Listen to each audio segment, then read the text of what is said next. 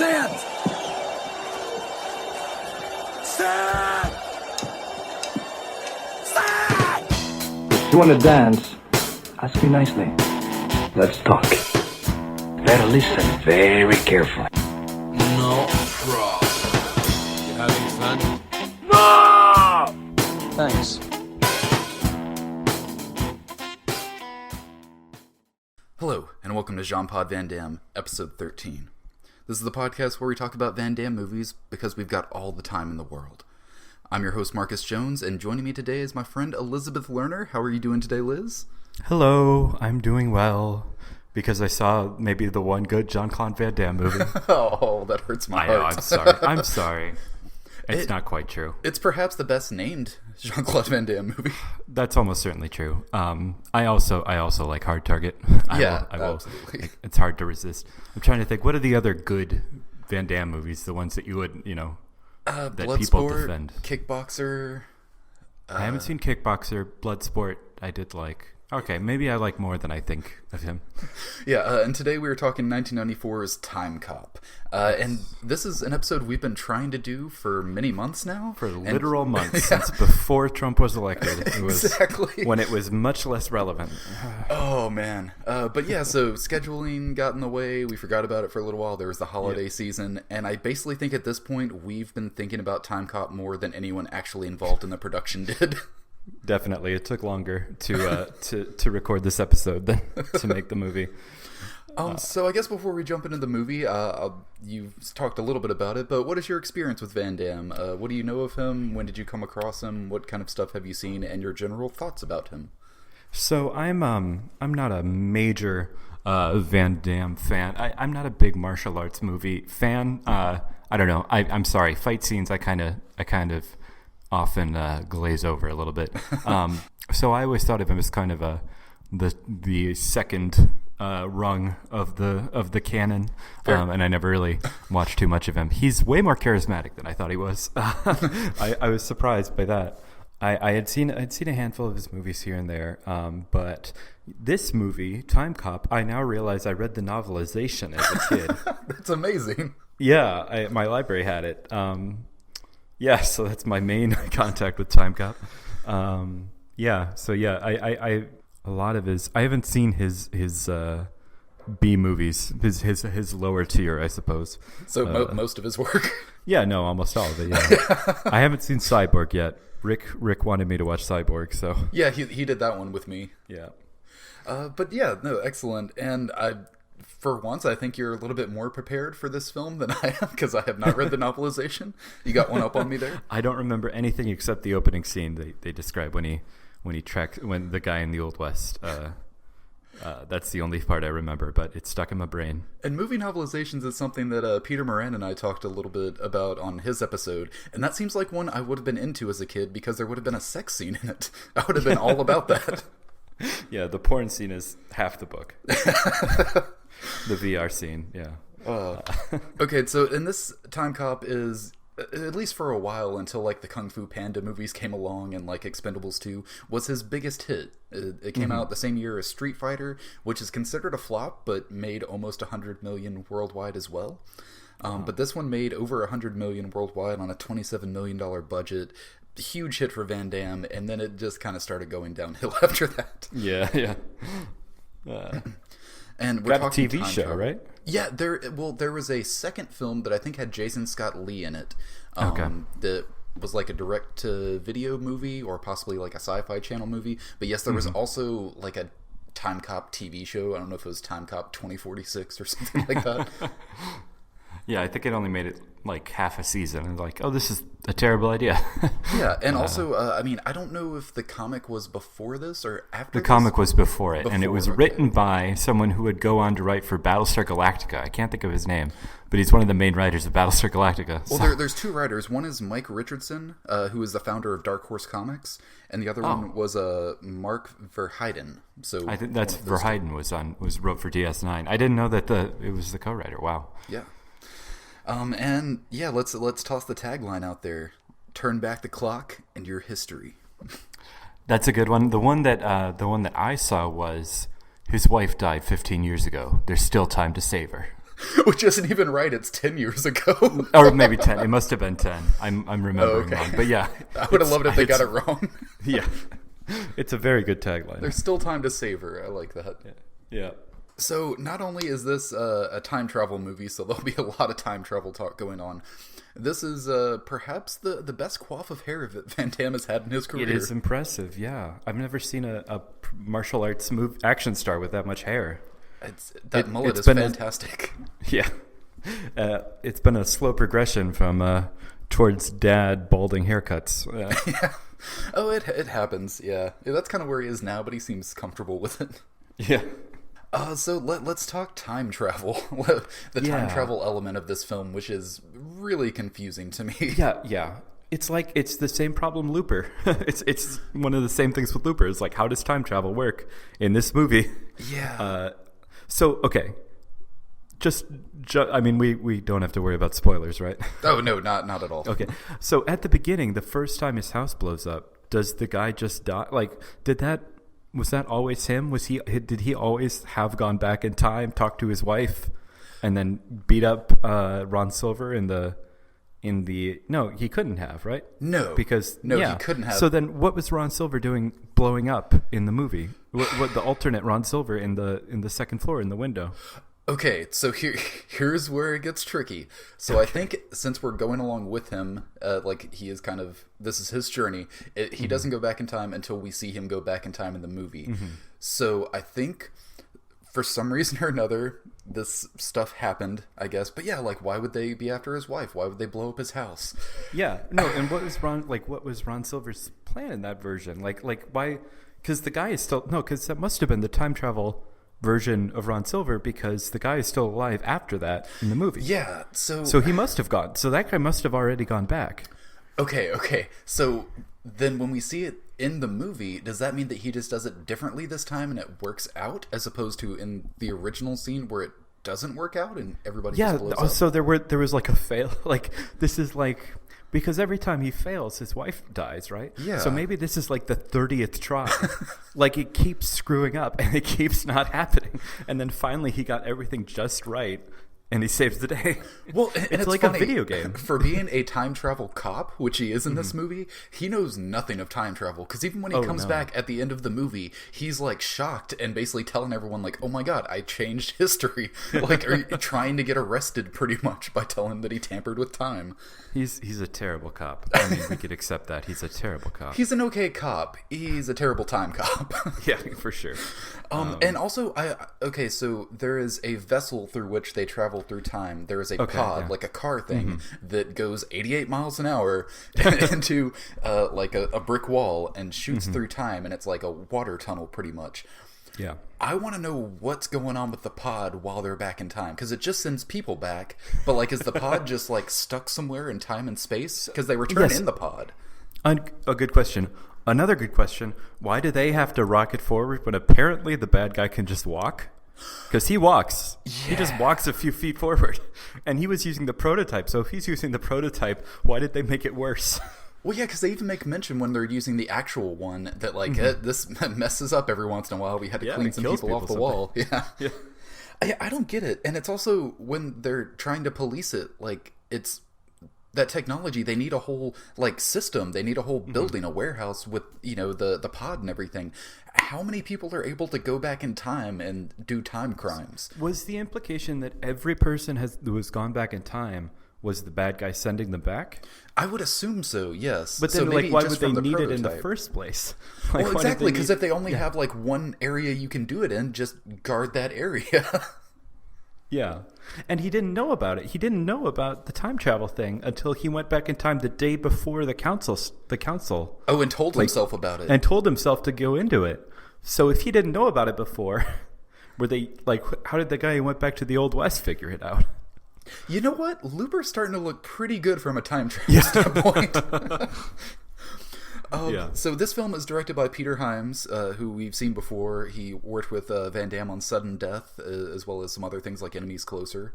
And yeah, good direction all around. Like, this is a pretty solid action movie. It doesn't make a lick of sense. No. It's a solid action movie. It doesn't make a lick of sense. It is well written. I thought like it has a weird obsession with quips and making meta references to its quips. Yeah. Like the part where at one point he freezes the guy's arm and says, "Have an ice day." I think. He does, and then he says, kicks his arm off. He kicks his arm off, and then later he says, "I should have said freeze." It's just like, I love this self-conscious guy. And then at the end, the guy says, what does the bad guy say? The only way you can make money kicking that high is on Broadway, which not like you want to say Radio Music Hall where the Rockettes are. That makes sense. I don't remember a lot of musicals with high kicks. Well, see, good thing they have time travel. They can go back and redo their lines, their one-liners. Yeah, exactly. Just that was why he kept going back and screwing up. It's like, damn it, I said Broadway again. Oh, I thought of the perfect line. Okay, this time I will actually save the day. Yeah, but this is weird because this is one of the few Van Damme films where he has quips, kind of like the action star quips. Usually he doesn't have much of that going on, but I guess because this is a big budget blockbuster action movie, like he's got to do the Stallone, Schwarzenegger, Willis like one-liner kind of thing. For sure. Here, okay. Also, another question, not about the bad guy's plan. He sends guys to break into his house and kill him? ? Or just taser him and beat him up?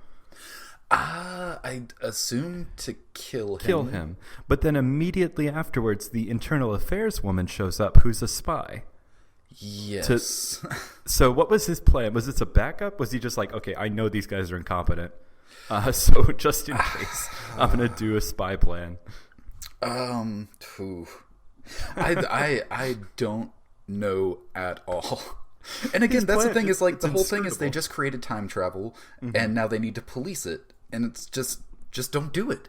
Like, just keep control of where it is. That technology must be difficult to use. It seems like there's just the prototype, and then there's the warehouse where they do it. So again, like wherever that prototype is, that's where people are going back. And also, what was his threat? He said the best way is not to do it this way. It's to make sure no one can go back in time. It was like to destroy time or something like he said he was going to shut it down. When he was saying he was going to shut it down at the end of his tour, he says, yeah, but it can always go wrong. That's why my plan is more efficient. Just no one goes back in time. I'm going to do something so no one can go back in time. Yeah, exactly. And then it never comes back. Yeah, just no one go back in time. There's some weird draft that was lost there where he's going to like destroy time.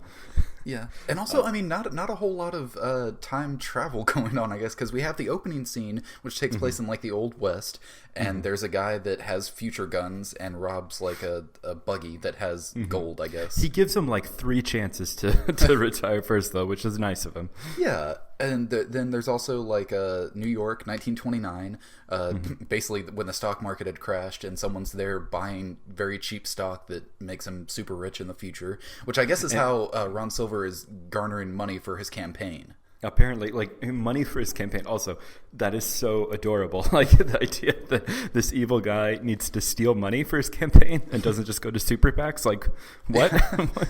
It's like, it was a simpler time. This entire evil plan is to buy TV spots. Like, what? This movie is a lot like Tomorrow Never Dies, in which where the bad guy is like, his entire plan hinges upon a system of technology that's about to go immediately out of useless. Yeah. Like in Tomorrow Never Dies, where the bad guy's like, his whole plan revolves around having absolute control of the newspapers. Yeah. And he's going to start a war, and it's like, wasn't that Jonathan Pryce that was the bad guy in that one? Yeah, something. I don't remember. Some fey British man. Yes, Jonathan Pryce. But yeah, like, his plan is inscrutable. And what I feel like Ron Silver is barely awake in this movie, but in a very captivating way. Like, oh, he is amazing to watch. He reminded me of like Peter Stormare on tranquilizers in this movie. Like, he was just kind of in and out of it, like just barely talking. Oh man, I think his best scenes are with himself, like when he's talking to his younger self. I enjoyed that so much. Which is a stunt double, right? Yeah, I would think so. Or they do some split screen, definitely. But yeah, they also do some over the shoulder kind of double shots. But I mean, he doesn't age that much in 10 years, to be honest. No, he looks pretty good. I love that he tells himself to lay off the fucking candy bars. Yeah, amazing line. Really, if we have time travel, it will be used for weight loss. That's the main thing. Yeah, absolutely. Just go back in time. Just like stop going to Taco Bell. Yeah. And then when we go to the future, because the beginning of the movie when Van Damme's wife and unborn child, spoilers, get killed.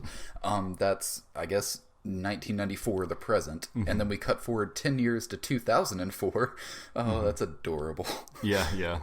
And that's the future. And I guess it's not even that futuristic. It's pretty standard. They just happen to have time travel and like automated cars. Yeah, automated cars. That's the main thing. They're still using Sony disc players. Yes. If you noticed when the guy, in an actual great touch that I thought was great, when his partner goes rogue and escapes to the 20s, he turns on the radio and gets sick of it and plays some terrible music, but it's on a Sony disc player. Their temporary stop between the cassette player and the CD Walkman, and they thought they would still be using it in 10 years. It's like that didn't make it to the end of that year. Yeah, no, that was already out. Yeah. So in addition to that, I guess the basic story is that Van Damme's wife gets killed. There's an evil politician, very Trump-like, played by Ron Silver, and yeah, Van Damme's a time cop, and then he discovers that Ron Silver is a bad guy, and he's stealing money and sending people back, so he has to go after him, but also go back in time and try to save his wife. But also, it reminded me of James Bond, where he starts to be suspicious of him and immediately lets the guy know that he's suspicious of him. Oh yeah, he does the classic immediately intimidates him. He does the classic James Bond move where James Bond is like, oh, so like he comes up to at a party, he's like, oh, I'm just a businessman who knows that you're going to blow up the world, and this guy, Jean-Claude is like, I think I know the guy who did it, and he just stares at him in his eyes. It's like, this is why I said he was a terrible cop. Like, this is not how you do it. Yeah, no, you go a little bit more subtle than that. I do think that Van Damme and Silver have a pretty good back and forth chemistry in this film, though, as good bad guy. For sure. And I loved his relationship with his personal assistant, Ron Silver. Who at one point Ron Silver gets mad at his personal assistant, smashes his face into a wall, and then later says, Don't let me smashing your face into a window turn you into a pussy or something like that. It was a great touch. It does, because he then, like, he doesn't apologize, but he's like, oh, yeah. I hate it when you make me do that. Yeah. Yeah. And I really want to know, when he went back in time, did he successfully stop the purse nabbing, or did he just punch the guy or whatever? No, he just threw him into a rack of chips, right? Yeah, I think that's what it was. Okay, so that was his petty little revenge. Which, by the way, let's talk about that opening scene, because Van Damme's first line in this movie is, "There's never enough time to satisfy a woman." And she... Yeah, I would have no idea. Did they, like, write that out ahead of time? Or is that just what they say every time that they see each other? Is it like a spy talk thing? Like, the eagle flies at midnight. I don't know, but yeah, Mia Sara is playing his wife, and she is good in this, but doesn't get a lot to do, really. She's just kind of the sad wife at home, worried about him, hiding her pregnancy from him. Another reason he's a terrible cop, that he could not figure out she's pregnant from the way she was talking. Like, yeah, it's pretty obvious. Immediately obvious, yeah. No, she is the, I think of all the sad wife narratives in action movies, I think wife dies and then is brought back through time travel is like the classic classic version of that, because it allows the woman to have literally no agency for the entire movie and then bring her back at the end and everything's fine. Yeah, she's basically the MacGuffin. Yeah, no, she's the living MacGuffin. And then perfectly the man can mentally think, she doesn't know how hard I tried to save her. Like, I did so much work for her, and this wife did. I imagine Van Damme in 2 years, like, divorcing her, like in an argument, like sometime they're fighting and she's mad at him about something. It's like, you're mad at me? I went back in time to save you. I went through time for you. Okay, let's run through some Van Damme tropes in this film. Splits, of course. We have perhaps several. Yeah. What is maybe the most well-known split of his career, which takes place during a fight scene where he's in his boxer shorts. Thank you. And he does a split between two washing machines and electrocutes a guy. Yep. I mean, not with the split. He avoids being electrocuted with the splits. That's a movie I want to see. Yeah. That's actually basically just like Street Fighter should have been, I guess. Yeah. He does another split at some point, right? Yeah. When he's at the beginning, when he's in the bank, doesn't he do a split? Yeah, well, yeah, during the first fight in the 1929 one, he does the split there. It's not... He does a lot of spin kicks as well. One of the first things when he stops a purse snatcher is that he just has his leg up in the air, like his foot to the guy's face, and he's like, read it. And then the guy says, Wolverine? And he says, read between the lines. It's the weirdest moment. Another line I really like is when he's talking to his wife and she's asking him if he's going to take the Timecop job. And she asks if it's dangerous. He's like, I don't bake cookies for a living. It's also, where was he going that night? He was a normal cop, right? I think he was still a normal cop, but he was about to get put in the Timecop program. He was about to be Timecop. So I think he was just going to go walk a beat or something. Okay. Can you imagine Van Damme as just a beat cop? Like, he's just got to, like, go door to door interviewing witnesses, but he insists on kicking every door open. He just knocks on every door with his foot. Yes. So let's talk his nationality. It basically is not really mentioned. It's referred to that he has an accent because he says, I know all the good words. Yeah, he says something and she says, not with your accent. And he says, yeah, I know all the good words. And then she invites him home for sex and says, we can try out some of those good words, which, like, I do not understand. No, I mean, there's only so many words. Just them having sex and running through a dictionary, I guess. Running through the Kama Sutra. Yeah. Webster's in one hand, Kama Sutra in the other. There is a full-on sex scene about 10 minutes into this movie. It's definitely one that's been stuck in my head since childhood. Whole lot of acre of pink skin in that first scene. It was just like a lot of buns thrusting. Yeah, everyone is totally smooth. It's hard to tell which bodies is whose. Yeah, it's hard to tell what's what. I just kind of go by what's more like muscly defined. So yeah, nudity and shirtlessness. There is the sex scene and buns thrusting. There's a fight in the boxer shorts, which is nice. But other than that, not a lot of shirtlessness or anything going on in the movie. Personal vendetta, of course. They killed his wife. Absolutely. He doesn't dance, but he does get drunk. He gets drunk while watching a tape of his wife. Which is a thing, like, that's such a go-to movie trope to show someone is depressed about their kid dying or their wife dying watching a video. But, like, that would be... If someone 10 years later was coming home, grabbing a beer and watching VHS tapes of someone, like their kid or like the Minority Report is this kid, and in this movie it's this one, I would send them to therapy immediately. Like, that's like beyond grief. That's like, you have mental issues. I feel like movies are like, oh, that's just what happens when people grieve. I'm like, I don't think that's what I don't think that's what happens. I watched an episode of 21 Jump Street recently where Johnny Depp's character, his girlfriend, gets shot in the start of the episode, and he has like the security camera footage of it, and he keeps rewatching that like 3 seconds over and over again. Jesus. So yeah, that's a very heavy trope, but yeah, no, like that's if you do that enough, you're gonna wind up killing yourself. Oh, for sure. And, like, it would be so creepy, like, if I'm looking down from heaven and, like, oh, he's watching that tape of me making a birdhouse again.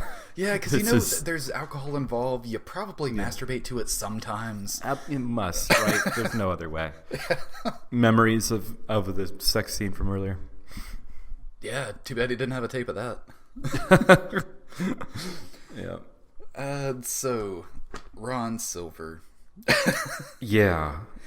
He's not in a lot, is he? No. I mean, it's not a huge role, but I feel like he makes the most of what he's got. Well, I just feel like in general, I don't see him in a lot of things. Oh, in general, no, yeah. I mean, what? Like, I'm trying to think of other stuff I know him from, and I can't really think of anything off the top of my head. Yeah. That's why it's just like, it seems like a rarity, like a nice little treat when I actually see him in something. Yeah, for sure. He's sort of basically playing Charlie Sheen in The Dead Zone. Basically, just a sociopath, evil politician, and it'd be bad if he became a president because... ? He's going to do something. I mean, he's a politician. He's going to do Not it. exactly clearly defined. But I was saying that he also has one of the most well-known scenes in this movie, which is when the same matter occupies the same space, which we know is a bad thing in time travel, and he turns into a big old pile of goo. Yeah, yep. I have no idea how that's supposed to make sense, because that's not. I don't know. I have no idea what that's supposed to mean, especially since you don't have the same skin as you had 7 years ago, or 10 years ago, or whatever. I suppose that's right. It wouldn't even be the same matter. It wouldn't be the same hair. It wouldn't be the same skin. Wouldn't be the same folds. anything. Yeah. Maybe if you're wearing the same suit. That's the only thing. That's true. I mean, there is a principle. I can't think of what it's called. There's a principle in physics that is the same.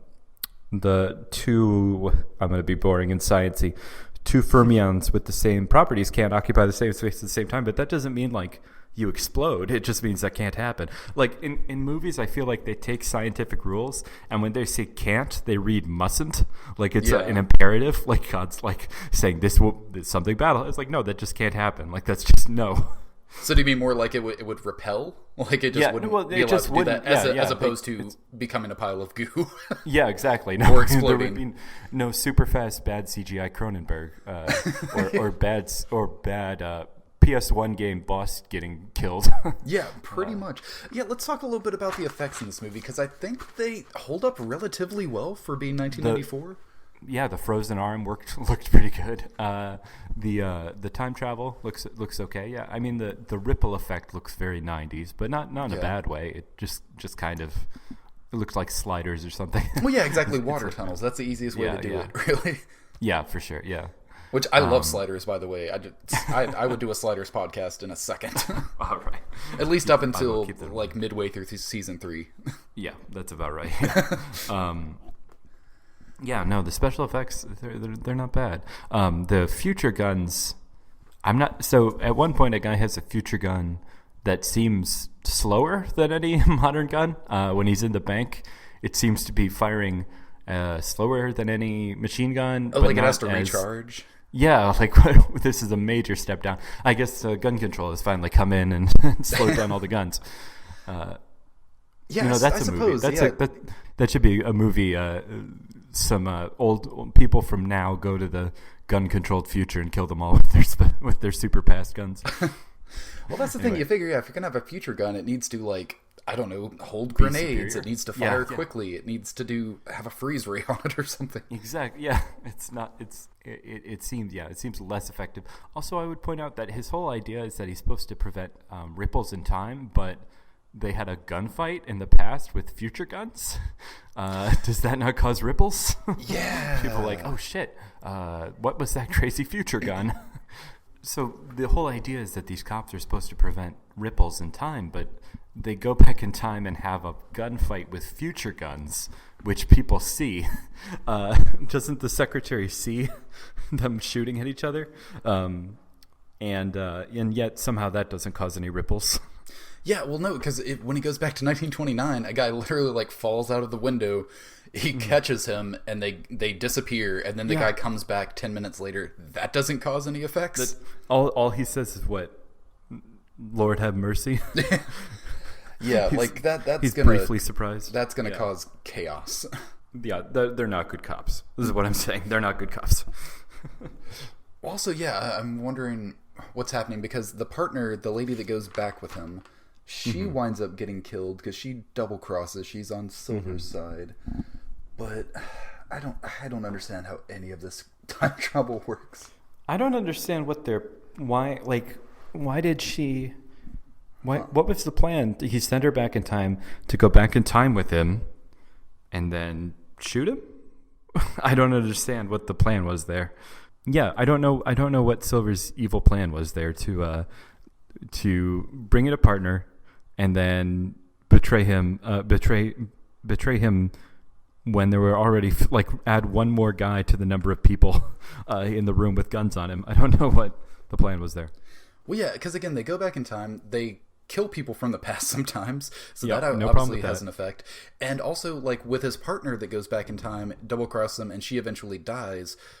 does that cause problems? Like, she's proclaimed dead, but her doppelganger is still alive? Like, is she going to be able to rent an apartment later? Like, Yeah, I mean, but they did, what did they did the search and said, what Jane Doe's that showed up with multiple gunshot wounds. And if you pause during the readout he gets, apparently one person was admitted into the hospital for a stubbed toe. So one directly above it said stubbed toe. Anyway, that's so, totally worth a visit. So yeah, But again, it's like, she has inscrutable. fingerprints, she has blood. They'd be able to find out who she is. Yeah. It's a terrible plan. Ron Silver is bad at everything, which is apparently why he's spending all his money on TV spots. The gods themselves are preventing us from recording this episode. Timecop was not meant to be, I guess. I guess. No. So Van yeah, Damme let's is just try going to back push in through time. this. Yeah. This just might have to be a shorter episode. Yeah, I think so.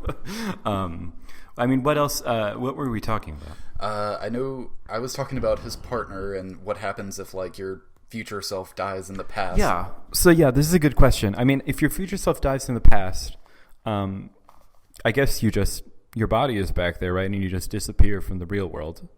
But then at the end, when he changes the past, is there just a body back there still? That's like no person? Yeah. Like what happened to her body when she got killed? Yeah, that's in what the I was past? wondering. Yeah. Is it just in the ground? And there's just two of you.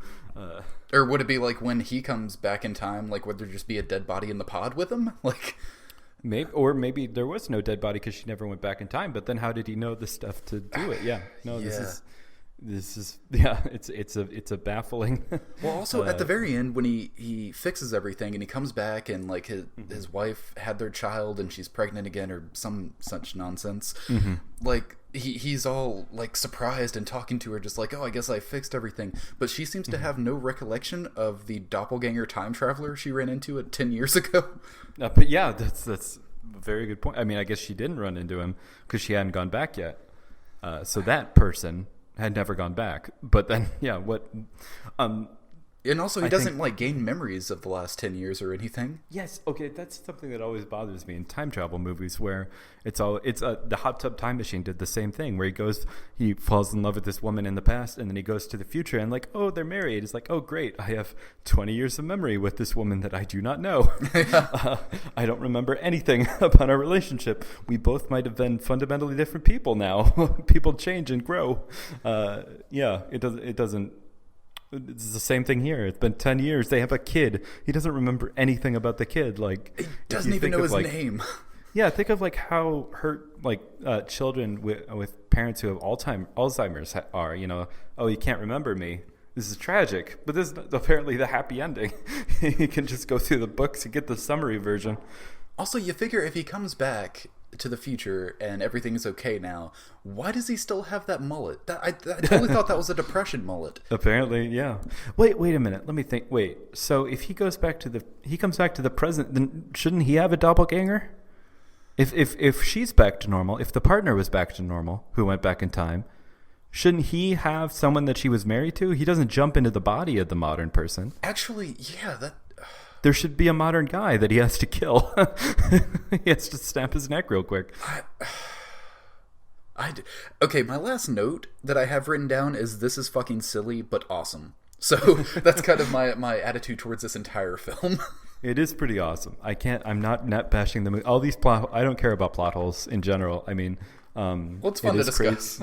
Yeah. I mean, it's crazy that apparently cops are much better paid in the 90s because he can afford this palatial estate. Oh, yeah. On a cop salary. Well, I mean, again, he's also a time cop. He might be taking a little bit on the side for himself. Oh, but he was a time cop after, right? I mean, at the beginning he had a big house. Yeah, no, it's pre-housing boom America. I guess. Oh, man. I'm just going to assume that all of this is taken care of and explained thoroughly in the Timecop novelization. Absolutely. It all came from other drafts, yeah. No, it's like War and Peace size. It's just giant. No, it's like 150 pages. It was yeah, no, it's a movie that could use some expansion. Although I believe there are now like two different basically Timecop TV shows, right? They turned Frequency into a TV show. I saw that recently. Yeah, and then the guy who made The Shield is doing that show Timeless with what's the name of that showrunner? I should know. He's one of the 3 famous people that come from my hometown of Rockford. The guy who made The Shield. Anyway, so yeah, it's a popular idea. Well, I mean, I guess that's kind of, it's hard to think of any really good time travel movies where there aren't too many plot holes or it doesn't seem to matter too much. If you think about like Bill and Ted's Excellent Adventure, maybe. Okay, so this is what we're gonna do.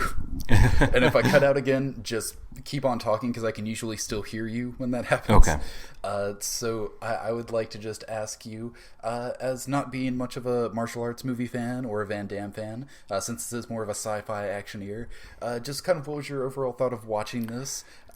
Talk anything else you want to say about it, and then do some plugs. It was a ton of fun. I was very pleasantly surprised. It was well directed. I mean, it was well put together. There were no boring characters. Every character seemed to have a whole secret history we didn't know about, down to the pervy technician using a proto Oculus Rift to look at porn. Yeah. It was a lot of fun, and it was a surprise.